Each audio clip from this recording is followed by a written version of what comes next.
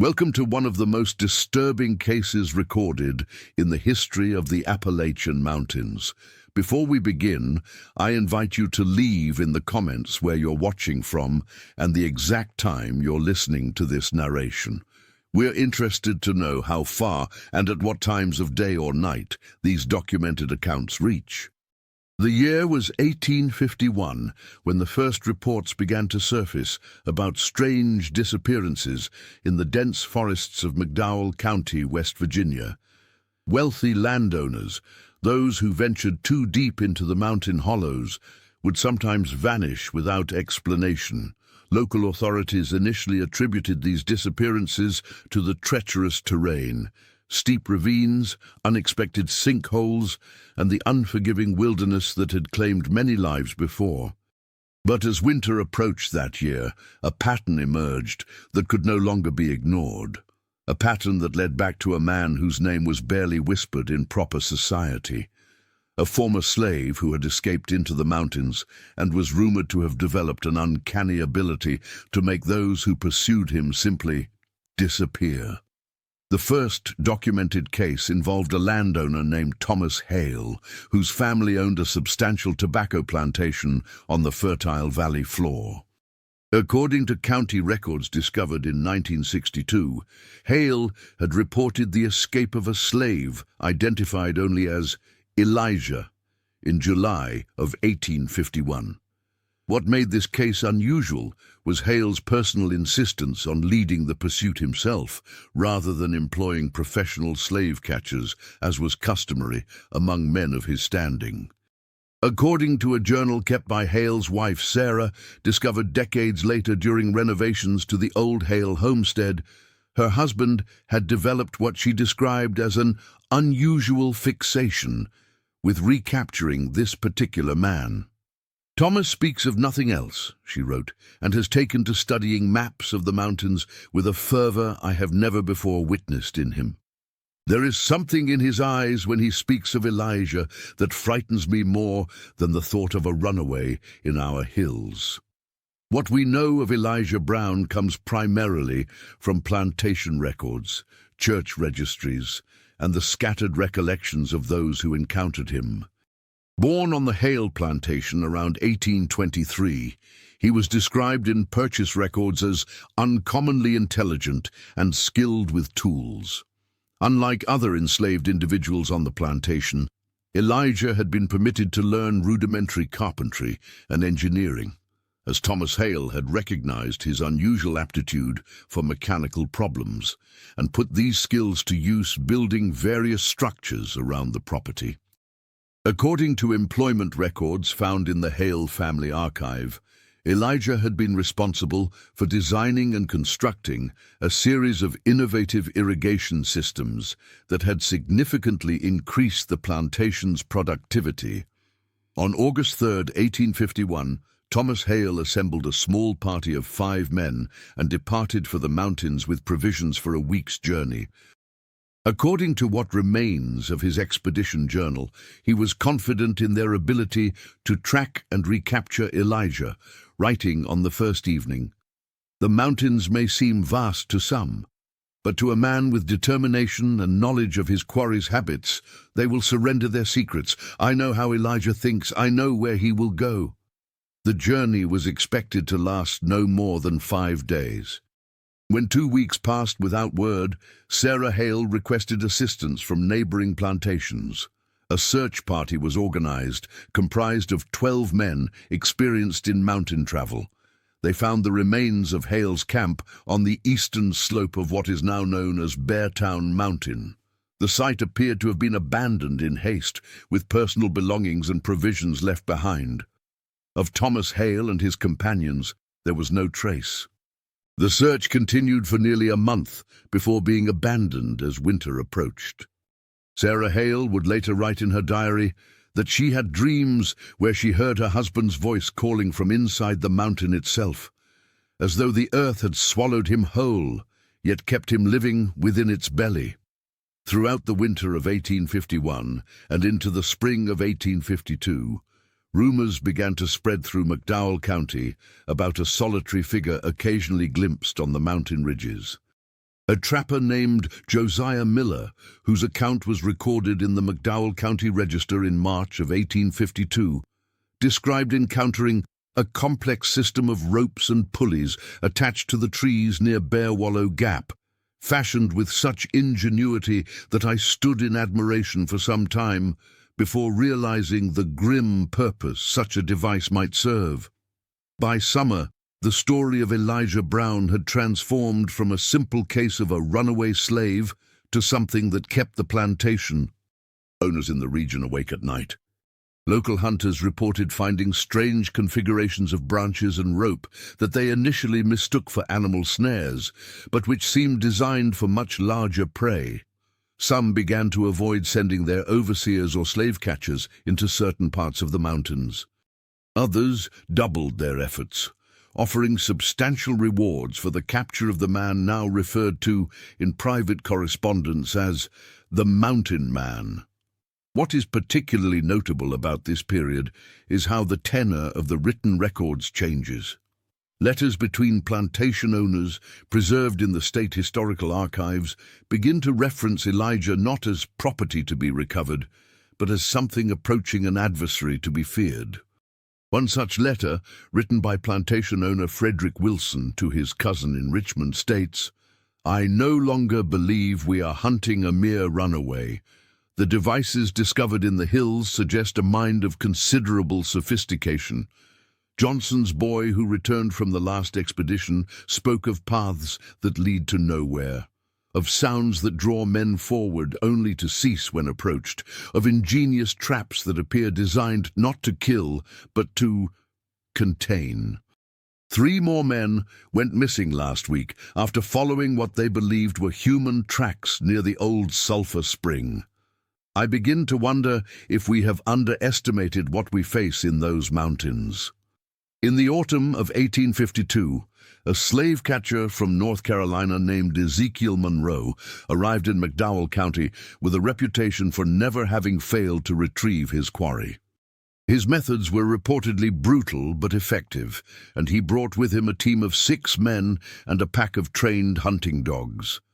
County records indicate that Monroe was hired by a consortium of local plantation owners, including relatives of the missing Thomas Hale, who by this time was presumed dead. Monroe spent 2 weeks preparing for his expedition, interviewing those who had known Elijah and studying what limited maps existed of the more remote mountain regions. On October 12th, Monroe and his party set out with great confidence, publicly declaring that they would return within 10 days with either Elijah Brown or proof of his demise. Sarah Hale's diary entry from this period reveals the community's mixed feelings. There is much talk of Monroe's expedition. Some speak with hope, others with doubt. I find myself strangely ambivalent. Thomas has been gone for over a year now, and I have made my peace with his absence. There is something unseemly about this continued pursuit, as though we are playing a game whose rules we do not understand against an opponent we have consistently underestimated. After 12 days without word from Monroe, concern began to spread. A local hunting party volunteered to follow the slave catcher's trail, but returned after less than a day, reporting that the forest seemed unusually silent, with no signs of wildlife or natural sounds. One hunter described it as walking into a painting of a forest rather than the forest itself. By the end of October, Monroe and his entire party were officially declared missing. More significantly, their disappearance marked the end of organized attempts to capture Elijah Brown. The mountain regions where he was believed to reside became places that respectable people simply avoided. Throughout 1853 and 54, stories continued to circulate about strange configurations of rope, wood, and metal found in the deeper mountain hollows. A surveyor working for a Richmond-based mining company filed a report describing what appeared to be a complex series of interconnected mechanisms spanning several acres of forest, as though the entire landscape had been subtly modified to serve as components in some grand machine whose purpose I could not discern. The surveyor requested reassignment shortly thereafter, citing personal concerns about the safety of the region. What makes the case of Elijah Brown particularly compelling is the discovery made in 1967 during an archaeological survey of the area in preparation for a now abandoned highway project. In a remote hollow near the West Virginia border, researchers uncovered the remnants of what appeared to be a carefully constructed living space built into the side of the mountain. Carbon dating of artifacts found at the site placed its occupation between approximately 1850 and 1870. What drew immediate attention, however, were the sophisticated mechanical systems found throughout the site and the surrounding forest. Dr.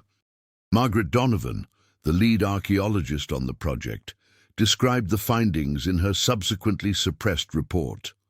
The engineering skill evident in these constructions far exceeds what one would expect from a person with limited formal education in the mid-19th century. We have identified what appear to be early alarm systems using counterweighted branches to signal movement, false trails designed to lead to dead ends or circular paths, and most disturbingly, a series of concealed pits and enclosures that seem designed for temporary human containment rather than as lethal traps. Most remarkable is the interconnected nature of these mechanisms, suggesting they were components of a larger system rather than isolated traps. Among the artifacts recovered were fragments of a journal written on scraps of leather and tree bark. Though much of the text was illegible due to environmental damage, certain passages remained decipherable. One such fragment, now housed in the West Virginia State Museum's restricted collection, reads, "They do not understand that the mountain itself can be made to serve as both fortress and weapon. Master Hale taught me well the principles of mechanical advantage, never imagining I would apply these lessons to secure my freedom. Each man who comes seeking me now serves as both experiment and refinement. I observe their patterns, their tendencies, their weaknesses. Each failure on their part improves my understanding." Perhaps the most chilling discovery was a small, bound book found in what appeared to be the main living quarters of the site. The book contained detailed observations of human behavior under conditions of disorientation and isolation. Entries described how individuals reacted to particular stimuli, how long they could endure certain conditions before their resolve deteriorated, and methods of leveraging psychological weaknesses. Dr. Donovan's notes indicate that the book appeared to be a methodical study of how to break a human being's will without resorting to physical violence, knowledge that Elijah Brown would have acquired firsthand during his years of enslavement. By 1855, the disappearances had largely ceased, primarily because expeditions into certain regions of the mountains had become exceedingly rare. Local folklore established boundaries beyond which people simply did not venture.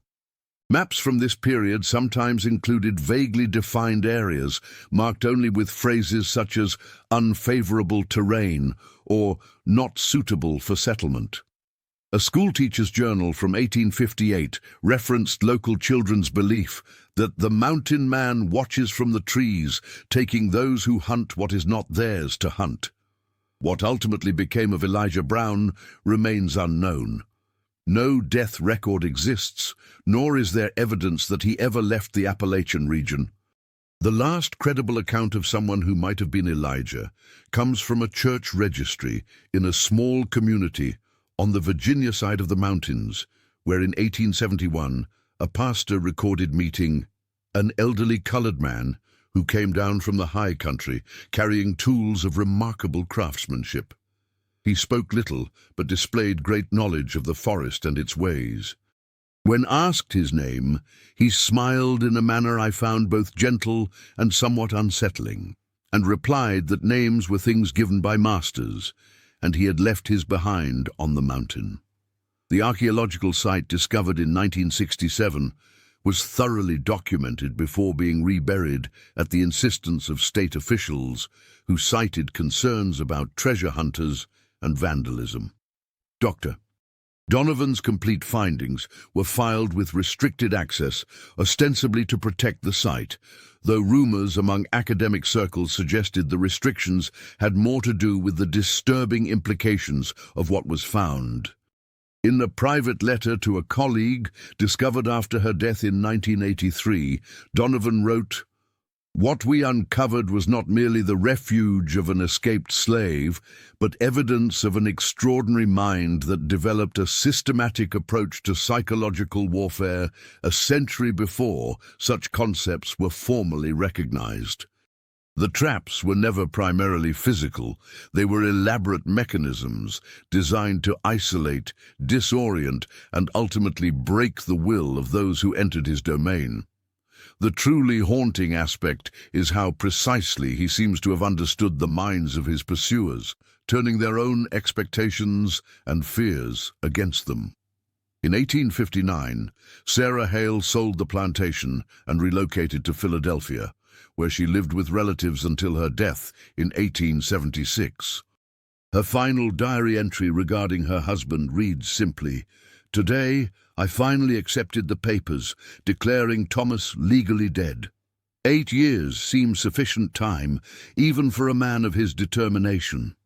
I sometimes wonder if he found what he was looking for in those mountains, or if what he sought found him instead.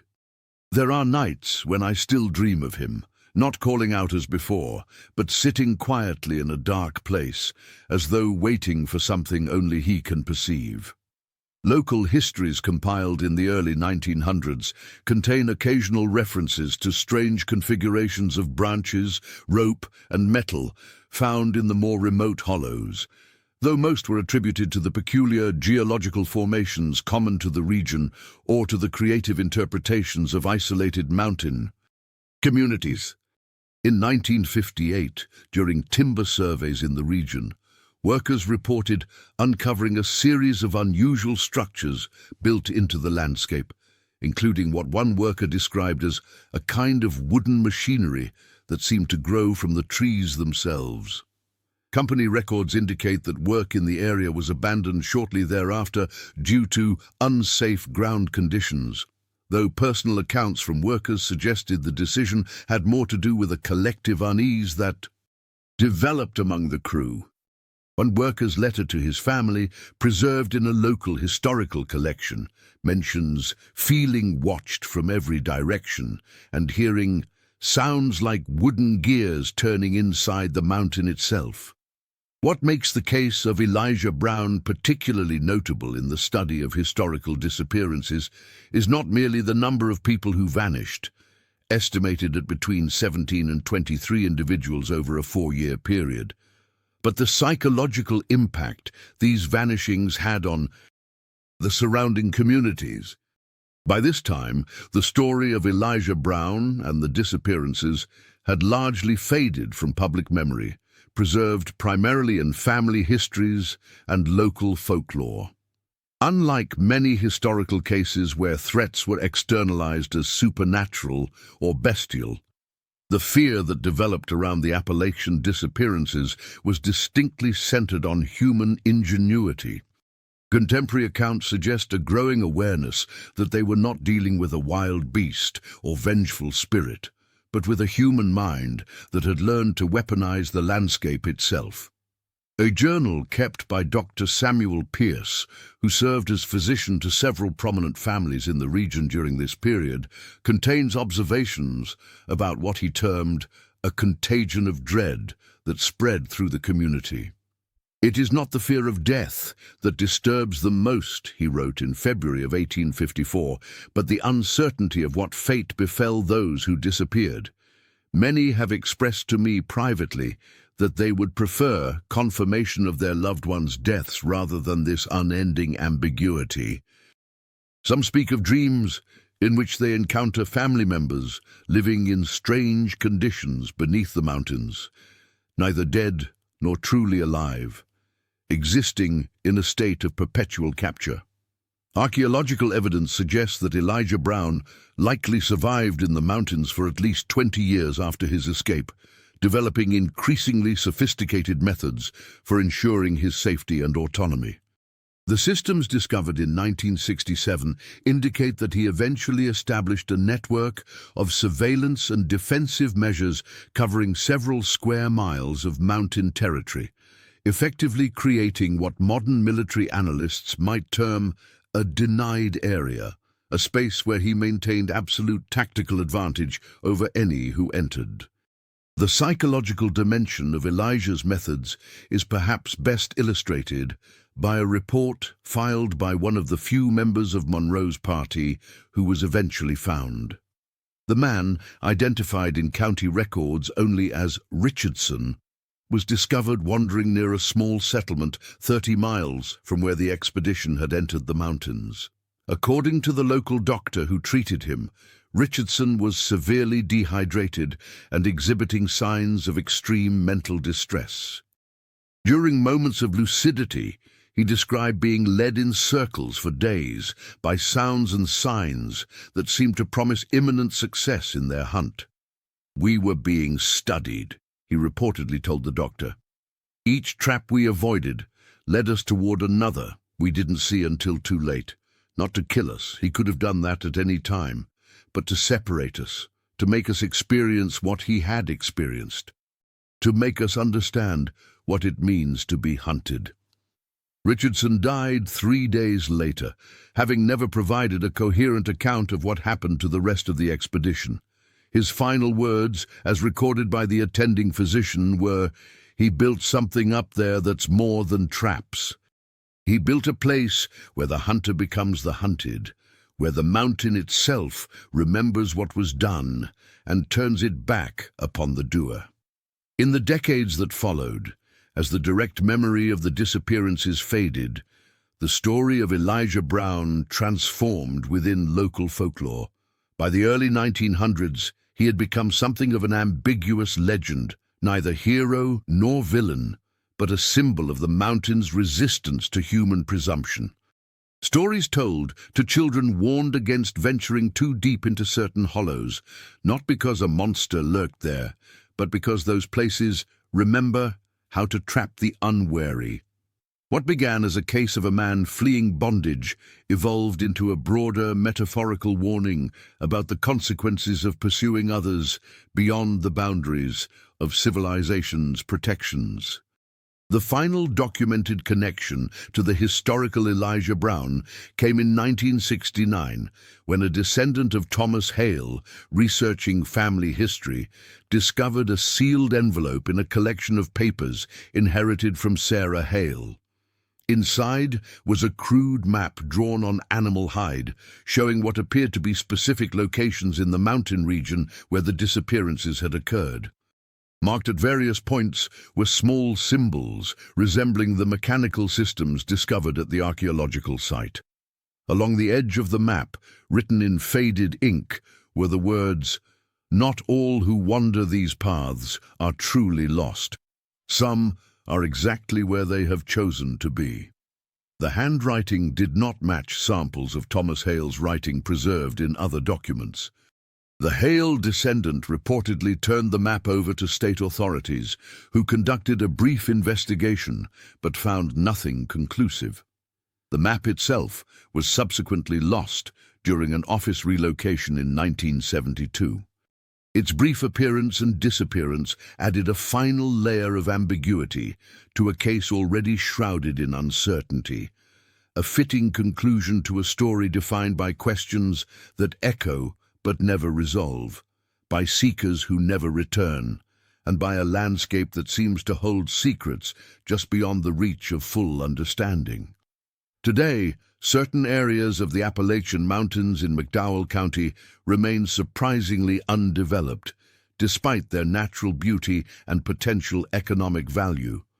Local residents occasionally report finding unusual configurations of weathered wood and rusted metal deep in the forests, though most attribute these to the remains of abandoned mining operations or the natural processes of forest growth around human artifacts. Yet there persists in local culture a certain hesitancy about venturing too far into particular hollows or straying from established paths. a subtle inheritance from a time when the mountains were not merely a landscape to be traversed, but a domain where human ingenuity had learned to turn the hunter's own nature against him.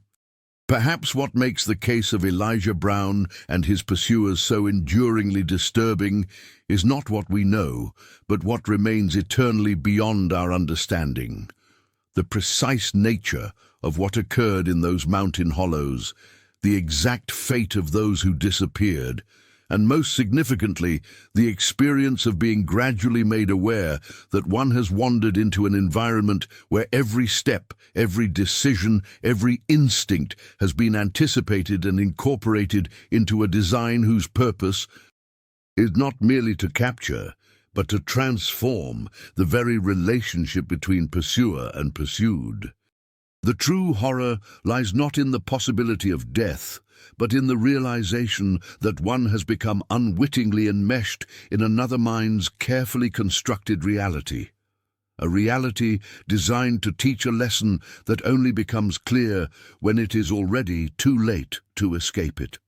In the winter of 1964, a survey team attempting to map potential routes for a new forestry road reported an experience that echoes those described over a century earlier. After several days working in a particularly remote area, team members began to notice subtle signs of human modification in the landscape. Branches that appeared to have been deliberately positioned, stones arranged in patterns that seemed to direct movement along certain paths. The team leader's report describes a growing sense that they were being channeled towards something or away from something. It was impossible to determine which. The survey was abandoned when equipment began to malfunction in ways that defied explanation, and team members reported hearing what sounded like mechanical movements inside the dense forest where no machinery should have been. The final entry in the team leader's journal, dated February 12, 1964, reads, "There is intelligence in this design, a pattern that reveals itself only when you've gone too far to turn back. I understand now why the old-timers warn against certain hollows, not because of bears or falls, but because there are places in these mountains that were shaped by a mind that learned all too well how to invert the relationship between captor and captive. We're pulling out tomorrow. Official explanation will cite terrain unsuitable for development. The truth is something else entirely. Some territories remain unclaimed for good reason. They already belong to someone who understood possession in ways we have forgotten. What remains particularly striking about the Elijah Brown case is the absence of physical violence in the historical record. Despite the disappearance of numerous individuals over several years, not a single body was ever recovered, nor was there evidence of conventional attacks or killings. This absence itself becomes a central element of the psychological horror that surrounded the case, the complete uncertainty about the fate of those who vanished. In the words of historian Dr. Eleanor Jenkins, who studied the case extensively in the 1950s, the terror that gripped these communities wasn't rooted in confirmed atrocities, but in the yawning void of information. There is something uniquely disturbing about a threat that leaves no bodies, only absences. Local folklore preserved in the McDowell County Historical Society's archives include stories of strange sounds sometimes heard from deep within certain mountain hollows, rhythmic creaking and groaning, described as resembling the operation of large wooden machinery. One account, recorded from an elderly resident in 1938, describes hunters occasionally hearing what sounded like great wooden gears turning beneath the earth, particularly after heavy rains had saturated the ground. These stories persisted well into the 20th century, long after any direct memory of Elijah Brown had faded from public consciousness. In 1868, a geologist from the University of Pennsylvania, conducting a survey of the region's coal deposits, reported discovering what appeared to be an elaborate system of wooden channels and reservoirs built into a steep hillside. His notes describe the construction as ingeniously designed to collect and redirect rainwater to power what must be mechanisms concealed beneath the surface. The geologist attempted to investigate further, but was prevented by local guides who refused to remain in the area after sundown. His subsequent report to the university makes only passing reference to these findings, focusing instead on the more conventional aspects of his geological survey. Perhaps most unsettling are the occasional reports, spanning more than a century, of lone travelers encountering an elderly black man on rarely used mountain paths. A figure who appears suddenly, offers cryptic advice about which routes to avoid, and disappears with equal abruptness. The most recent such account dates from 1958, when a hiker separated from his group reported being guided back to a main trail by an old man who seemed to materialize from the trees themselves and who spoke with detailed knowledge about the mountain's hidden dangers. The description, an elderly man carrying finely crafted tools and speaking with unusual formal precision, bears striking similarity to accounts dating back to the 1870s. Historical researcher James Whitaker, who spent 3 summers in the region between 1965 and 68, attempting to piece together the full story, concluded his unpublished manuscript with an observation that captures the enduring power of the case. What Elijah Brown created in these mountains was not merely a series of traps for those who pursued him, but a living legacy of psychological warfare that continues to resonate in the collective consciousness of the region.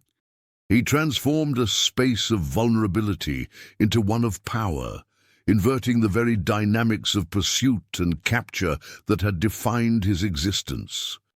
In doing so, he created something that transcended his individual lifetime, a system that continues to operate on both the physical landscape and the psychological terrain of all who encounter it. The archaeological evidence suggests that Elijah survived into at least the 1870s, gradually expanding and refining his network of surveillance and defensive mechanisms throughout a significant portion of the mountain region. What is particularly remarkable about the constructions discovered in 1967 is their durability and integration with the natural environment. Many of the mechanisms were designed to be maintained and partially powered by natural processes. Rainfall, seasonal growth of vegetation, even the movement of wildlife through the forest. Dr. Donovan's suppressed report noted that some components appeared to have been regularly maintained until at least the early 1900s, suggesting that someone, whether Elijah himself or others who came after him, continued to preserve and operate the system long after the initial disappearances had ceased. The psychological impact of the disappearances extended far beyond the immediate region.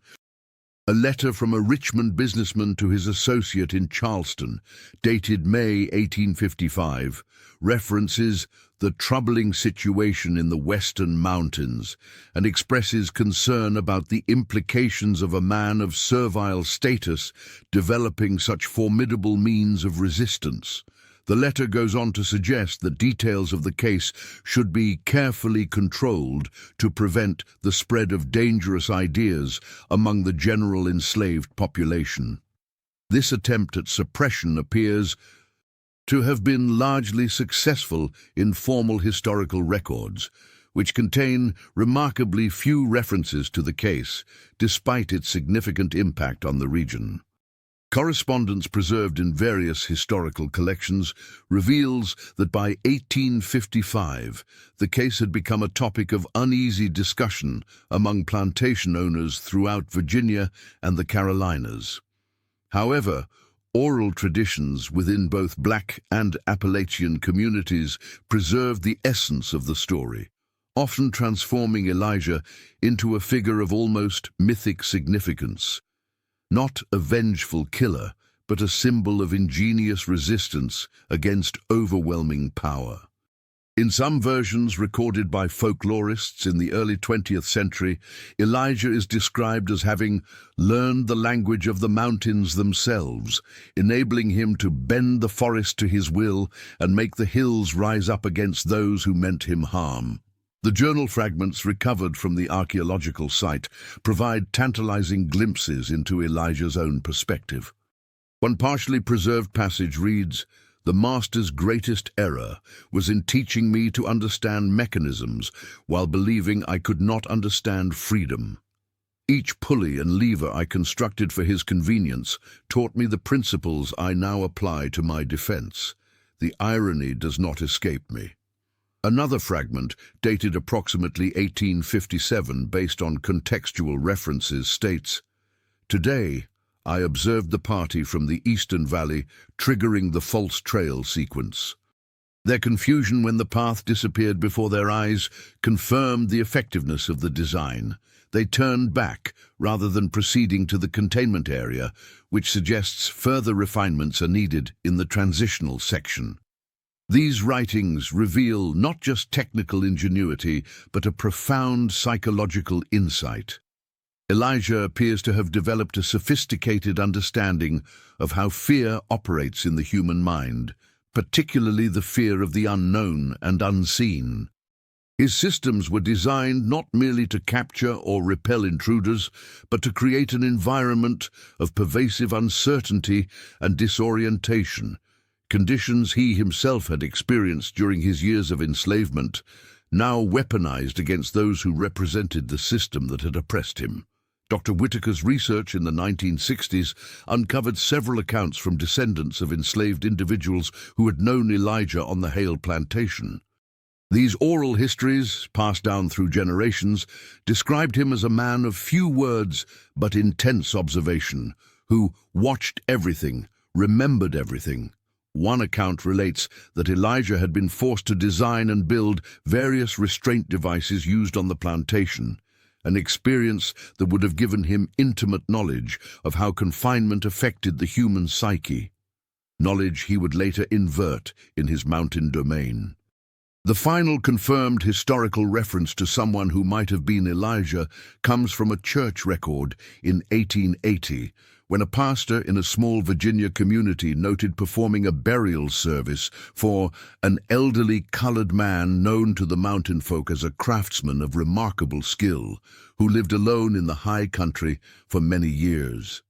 The pastor recorded that few attended the service, but that there was an unusual atmosphere of respect, even among those who would normally show little concern for the passing of a man of his race. The grave was unmarked, and its location has been lost to time.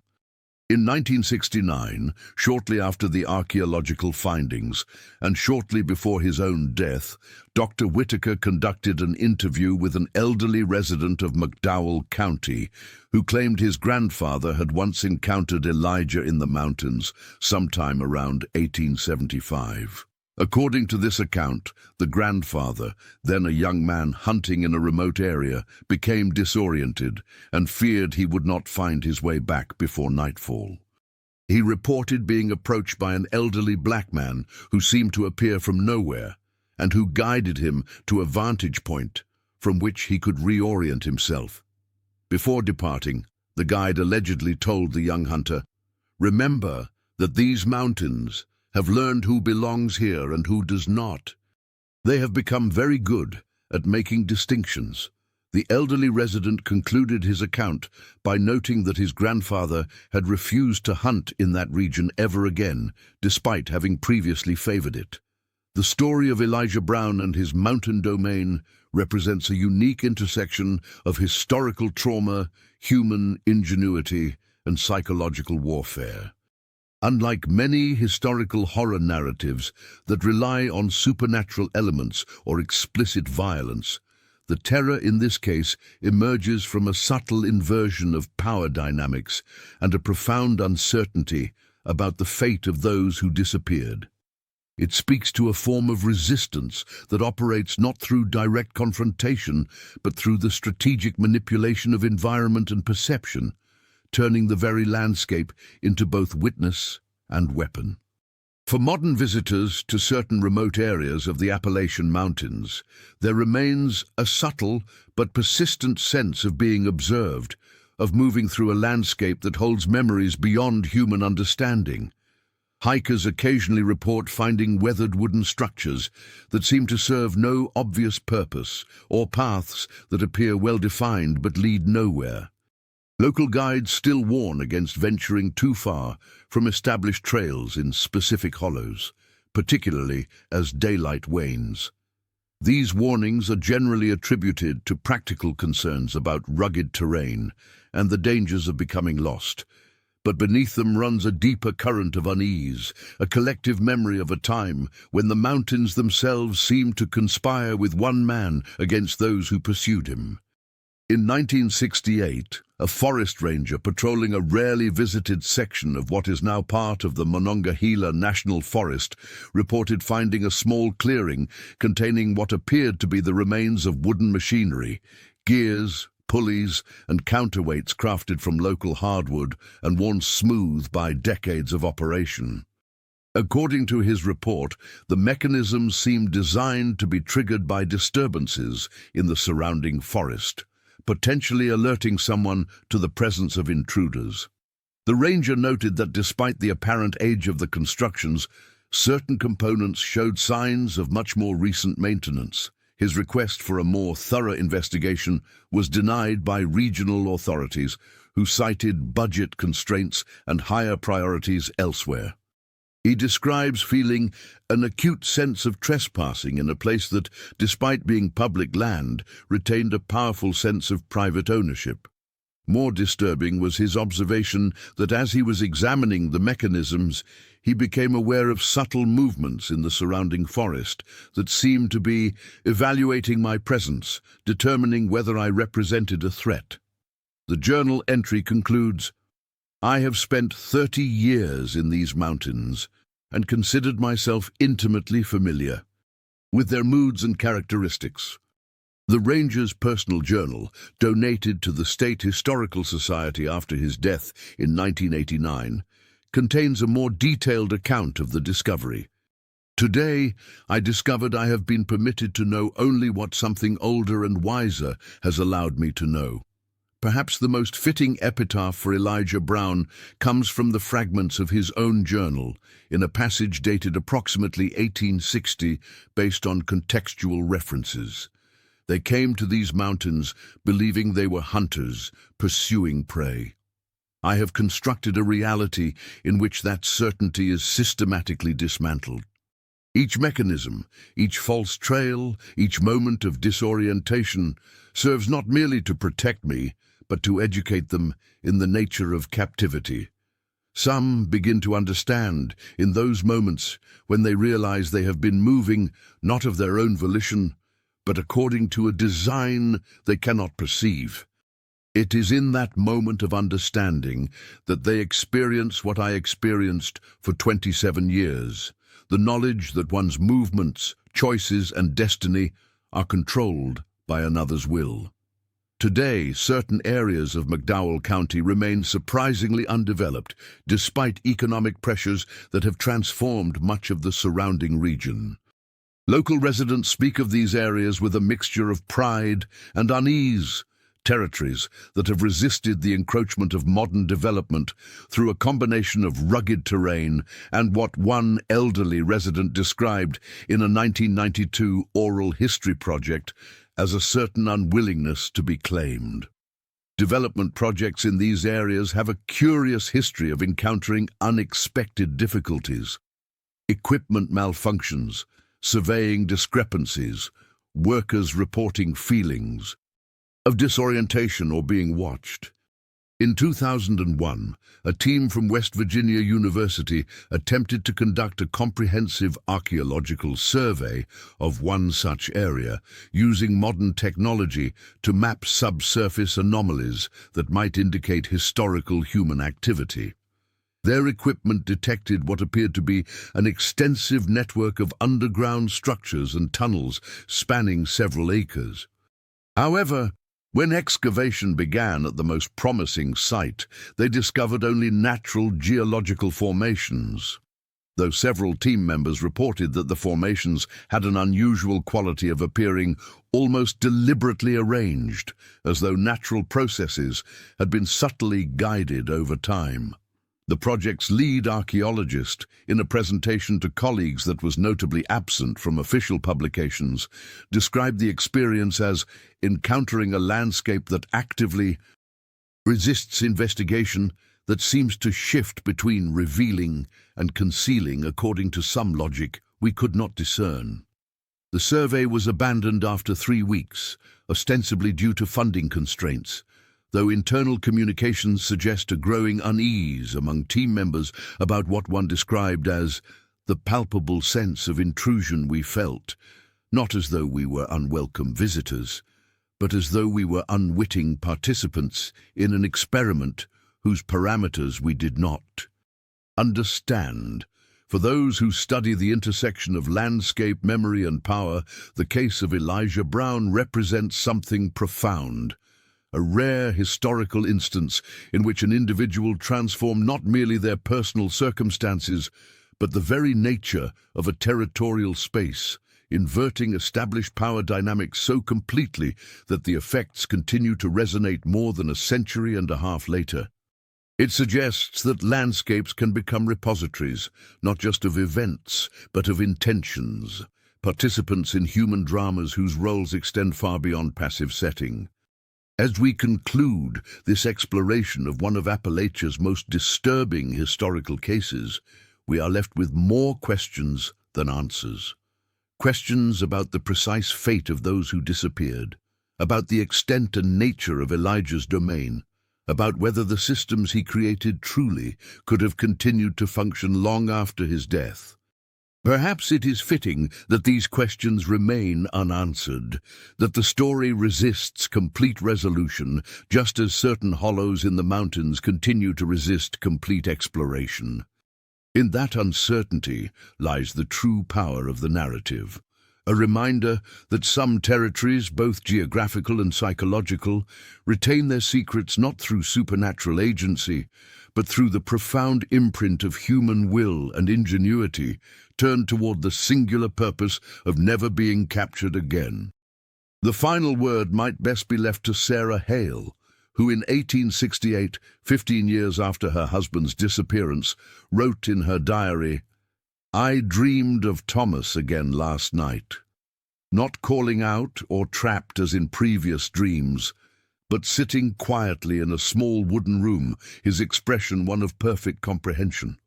Around him were mechanical devices of a design I did not recognize. He looked directly at me and said, 'I understand now what he wanted me to understand.' When I asked what he meant, he replied, 'What it means to belong to another's design.' I woke with the peculiar certainty that somewhere in those mountains Thomas still exists, not living as we understand it, but preserved within a system designed to teach a lesson that has no end."